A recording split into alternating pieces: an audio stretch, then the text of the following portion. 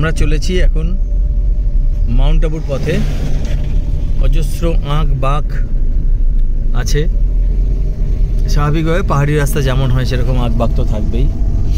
আমার মোটামুটি এত কিলোমিটার তো হয়েই গেছে, 3254 কিলোমিটার হয়ে গেছে। বর্ধমান থেকে রাজস্থান বেরিয়ে উদয়পুর হয়ে আমি এখন যাচ্ছি মাউন্ট আবুর পথে।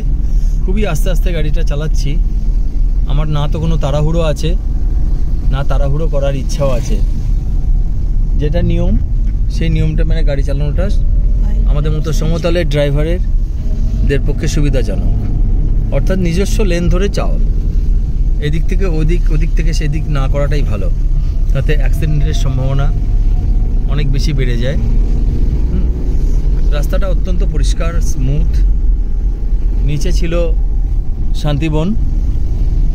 শান্তিবন হচ্ছে ব্রহ্মাকুমারিজের মেডিটেশন সেন্টারের একটা শিক্ষা ভবন। সেইটা বাঁ দিকে রেখে আমরা পাহাড়ি রাস্তায় উঠে এসেছি। স্পিড রেখেছি আমি 29-30 কিলোমিটার পর্যন্ত, অনেকটাই যেতে হবে। আজকে কত তারিখ হলো?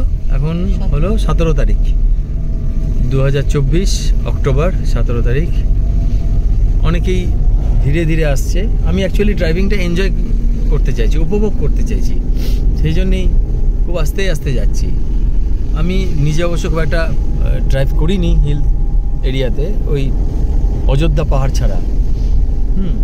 দার্জিলিংয়ে যাওয়ার সৌভাগ্য আপাতত হয়নি। আমার এই ছোটো গাড়ি নিয়ে, সঙ্গে আছে আমার মিসেস আর কন্যারা। হাতটা একটু কেঁপে যাচ্ছে, আমি আছি, চালিয়ে যাচ্ছি। চালাতে চালাতেই কিন্তু আমি ভিডিওটা রেকর্ডিং করছি। হাতে স্টিকটা আনতে ভুলে গেছি, একটা স্টিক আছে। আচ্ছা, ঠান্ডা লেগে গেছে খুব। এত বেশি এসিতে থাকার অভ্যাস নেই তো, গাড়িতে সবসময় এসি চলছে, বাইরে প্রচণ্ড গরম। গতকাল আমরা একটা খুব সুন্দর শহরে ছিলাম, উদয়পুর। অত্যন্ত ডিসিপ্লিন স্ট্রাকচার্ড শহর। একটা প্লাস্টিকের বোতল বা নোংরা কিছুই পড়ে থাকতে দেখলাম না। ভীষণভাবে রকম ডিসিপ্লিন মানুষজন, ভীষণ ছড়ানো। গাড়ি নিয়ে ইজিলি ঘোরা যায়, তবে আমরা রেস্ট নিয়ে অটোরিকশা করে গিয়েছিলাম। মানুষজন ভালো তো, সারাদিন একদম রাত 10:30 বোধহয় পর্যন্ত, তাই না? 10:30 পর্যন্ত আমাদের সঙ্গে ছিল। আমাদের কাছে চেয়েছিল 1000 টাকা, আমি 1300 টাকা দিয়েছি। সত্যি তো, মানে অনেকক্ষণ ছিল। টাইমের 8 ঘন্টা টাইম, তার বাইরেও ঘন্টা 3 মতো ছিল। তো ভালোই লাগলো। কালকে মার্কেটিং করালো লোকাল মার্কেট থেকে, সেইটা করে আমরা খাওয়া দাওয়া করে একেবারে ঢুকে গেলাম। ভদ্রলোক, আমি নাম্বারটা দিয়ে দেবো। এই হচ্ছে আজই। হ্যাঁ, আঁকবাঁক প্রচুর প্রচুর গাড়ি আসছে ওপর দিয়ে। আমি করে যাচ্ছি, তার সঙ্গে ধীরে ধীরে চালিয়ে যাচ্ছি, বলতে গেলে উপভোগ করছি। আচ্ছা, আপাতত আবার রাখি, একটু পরে, কারণ অনেক বড় হয়ে যাচ্ছে ভিডিওটা, একটু পরে আবার চালু করব।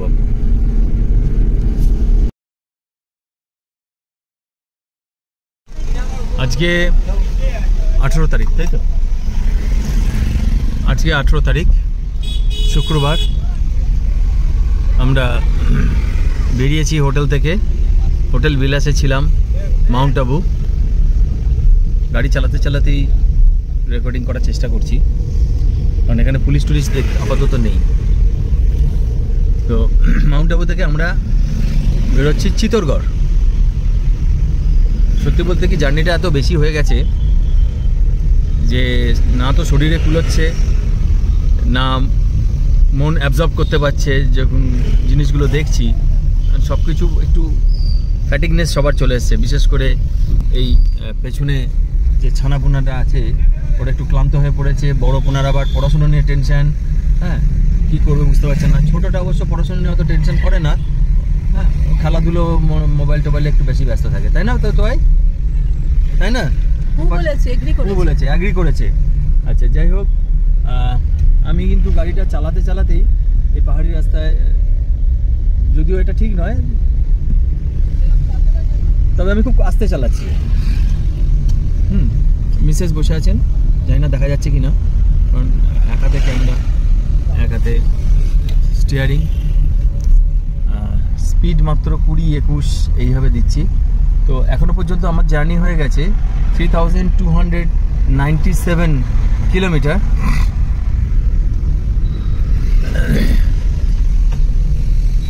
রাস্তাটা খুব সুন্দর এবং উপভোগ্য, তাই আমি জোরে কিন্তু চালাবো না, ডেফিনেটলি জোরে চালাবো না। এখানে একটা টোল আছে জানেন তো, তো সেই টোলটা ঢোকার সময় লাগছে, এই যে টোল গেট ঢোকার সময় লাগছে, কিন্তু বেরিয়ে যাওয়ার সময় লাগে না। রাস্তাটা সাংঘাতিকভাবে মেনটেন করেছে, আর্মি বেস আছে এইখানে। ইন্ডিয়ান ডিফেন্স সিস্টেমের 3টে রেজিমেন্টই কিন্তু একই জায়গায় থাকে যে বলে জানালো আমাদের যে গাইড। আর্মি, নেভি, এয়ারফোর্সে এখানে ট্রেনিং হয়। সো রাস্তাটা ডেফিনেটলি খুবই ভালো এবং তারা একই জায়গায় থাকে। আমি কখনো দেখিনি যে 3টে রেজিমেন্ট একই জায়গায় ট্রেনিং হয়, এটা আমি শুনলাম, কিন্তু সত্যি মিথ্যা কিন্তু বলতে পারবো না। আমরা মেন রাস্তাটায় নেমে পড়েছি, আস্তে আস্তে যাচ্ছি, ইঞ্জিন সবসময় চালু থাকবে। আমি এই গাড়িটা একটা নিয়ে আতঙ্কে ভুগছি, কারণ আমার না গাড়িটায় একটা ফিল্ম লাগানো আছে।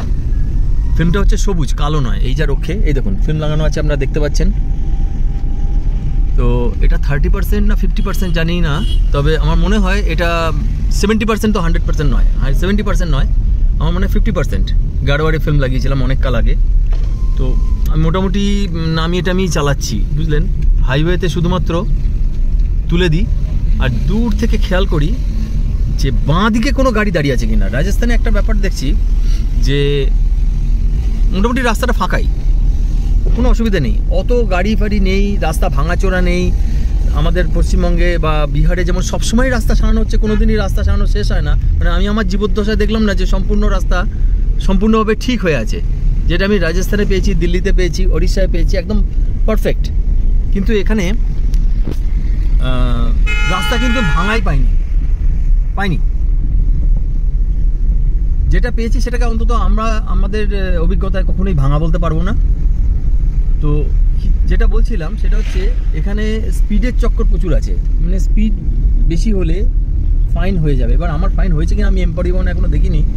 আমি চেষ্টা করছি কি দূর থেকে বাঁ দিকটা লক্ষ্য রাখছি কোনো গাড়ি দাঁড়িয়ে আছে না, সেটা অটো হোক বা জিপসি হোক বা যে ধরনের গাড়িতে পুলিশরা যায়, বোলেরো, স্করপিও, সেটা আমি দূর থেকে লক্ষ্য করার চেষ্টা করছি। এবং মোটামুটি যদি দেখি গাড়ি দাঁড়িয়ে আছে, আমি সঙ্গে সঙ্গে ব্রেক মেরে স্পিডটাকে 60 নিয়ে চলে আসছি। যদিও 80 হচ্ছে লিমিট, এখানে ফাইন করার হচ্ছে 80-র ওপরে গেলে।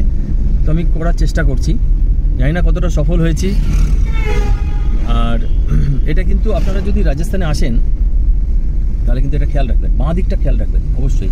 যে কোনো, আমি অনেকবার কিন্তু ফলস খেয়ে গেছি, দেখেছি এমনি জিপসি দাঁড়িয়ে আছে, ওর মধ্যে কিন্তু পুলিশ নেই।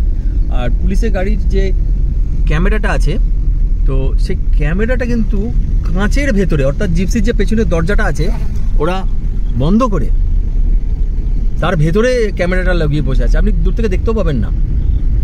কি মারাত্মক জিনিস রে বাবা, খুব মুশকিল, হুশ করে বেরিয়ে যাবে। আর রাস্তা এত ভালো, 100 কিলোমিটার তো নর্মাল, আমাদের ওখানে 40-50 হচ্ছে নর্মাল, এখানে 100টা হচ্ছে নর্মাল। এই দেখুন সুন্দর একটা জলের পরীক্ষা আছে, দেখতে পাওয়া যাচ্ছে না, বুঝতেই পারছি। আমি আস্তে আস্তে যাচ্ছি, খুব একটা অভিজ্ঞ নই, যেটা নই সেটা নই, হ্যাঁ, সেই জন্য আমি উপভোগ করতে করতে যাচ্ছি। আমি হিমালয় গাড়ি চালাইনি, হিমালয়ান ভ্যালিতে, তবে চালাবো, এটা প্র্যাকটিস হয়ে যাচ্ছে আর কি। হ্যাঁ গো, তোমার কেমন লাগছে? সাধারণ অভিজ্ঞতা। 3300 হয়ে গেছে অলরেডি। বাবু তোমাদের কেমন লাগছে? বলছে টায়ার্ড হয়ে গেছি। ন্যাচারালি টায়ার্ড তো হবে, ওদের ঘুমানোর অভ্যাস, রোগা পাতলা শরীরে, ম্যাগি খাওয়া শরীরে তো টিকবে না, এতটা জার্নি নিতে পারছে না। আমার ভিডিওটা প্রচণ্ড বড় হয়ে গেছে, অলরেডি 5 মিনিট হয়ে গেছে, এবার বন্ধ রাখাটা দরকার। ওকে বাই, আবার পরে বলবো। আমরা বেরিয়েছি মাউন্ট আবু থেকে চিত্তরগড় যাওয়ার দিকে গাড়ি নিয়ে, পূর্ব থেকে পশ্চিমে এসেছি, বর্ধমান টু রাজস্থান। এবার ফেরার পালা, উদয়পুর হয়ে আমরা ব্যাক করে যাব। আলো ছায়ার মধ্যে গাড়িটা এগিয়ে চলেছে, আপনারাও আসুন, ভালো লাগবে। ধন্যবাদ।